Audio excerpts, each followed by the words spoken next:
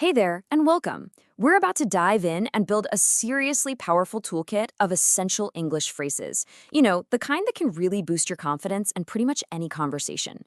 So let's get right to it. You know that feeling, right? You're in the middle of a chat and suddenly your mind just goes blank. You know exactly what you want to say, but that perfect phrase is just out of reach. It happens to everyone. But today, we are going to tackle that feeling head on. So I want you to think of this as your personal guide. We've handpicked the most crucial, high-impact phrases that you'll actually use in daily life, from just hanging out with friends to those really important meetings. By the end of this, you're going to have a whole set of tools ready to go. All right, first things first, we have to lay the groundwork. These phrases, they're the absolute essentials. They're the building blocks that add respect and clarity to every single conversation you have. Okay, this phrase right here might be one of the most powerful and underrated phrases you can learn. Seriously, saying this isn't a sign of weakness at all. It's actually a sign of confidence. It's you taking control and asking for clarity. So when do you pull this one out? Well, anytime a conversation gets a little confusing or maybe someone's just talking a mile a minute. This is your go-to. Using it politely just says, "Hey, I'm trying to follow you. Could you help me out?" And remember, it is always okay to ask. And here's a similar but slightly different tool for your kit.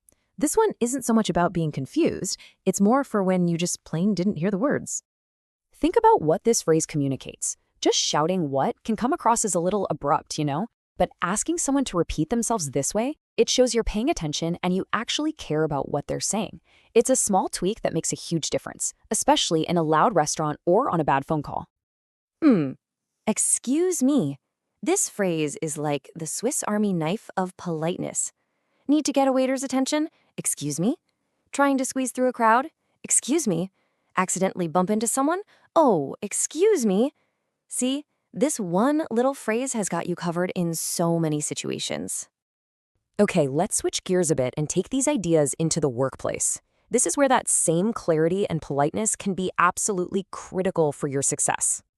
At work, context is everything. "Can you help me, please?" is great. It's totally fine.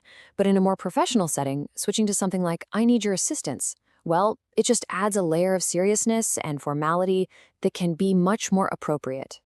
Now, this is a game changer to use in meetings. It immediately tells people you're not just sitting there passively. Nope, you're thinking critically, you're engaged, and you want to understand things on a deeper level. So imagine your boss is talking about a new project, or a colleague is showing some really complex data. This is your moment. Asking this question shows you're genuinely interested, and it also makes sure you get all the info you need to do your job right. It's a super smart way to participate. Interrupting, yeah, it can be tricky, but sometimes you just have to. This phrase is the most respectful way to do it. You're acknowledging that they're speaking, but you're also signaling that you have something really important and productive to add. Okay, let's step out of the office and into more social situations. Here, the goal isn't just about being clear, it's about making real connections and leaving a great first impression. Meeting new people can feel a little nerve-wracking, but trust me, this three-step formula is foolproof. Just start simple. "Hi, I'm," and say your name. Then, right away, follow it with a warm, "Nice to meet you." That's it. It's direct, it's confident, and it just opens the door for a great conversation. You know, life happens, plans change, and this phrase is the most polite and professional way to handle it. The key thing here, though, is to be considerate. When you ask to reschedule, it's always a great idea to suggest an alternative time yourself. It shows you really value their time, too. All right, let's talk about the language of teamwork and support. These next few phrases are all about creating a helpful, collaborative vibe, both at work and in your personal life. "Oh, I love this one. It's so proactive and supportive." Instead of just waiting for someone to ask for help, offering it like this shows you're a real team player and that you're approachable. It just opens the door for better communication and builds way stronger relationships. And just like asking for help, saying thanks can have different levels. Thank you is always, always good.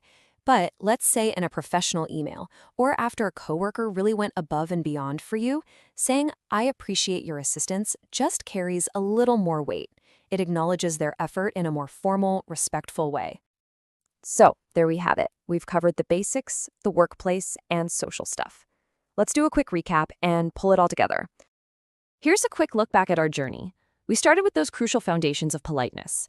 Then we moved into the professional world, jumped over to social skills, and finished up with the language of support. See how each part builds on the last? It's a pretty complete toolkit. And this right here is the most important takeaway.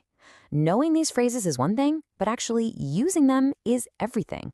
They're like muscles. The more you practice them in real conversations, the stronger and more natural they're going to feel.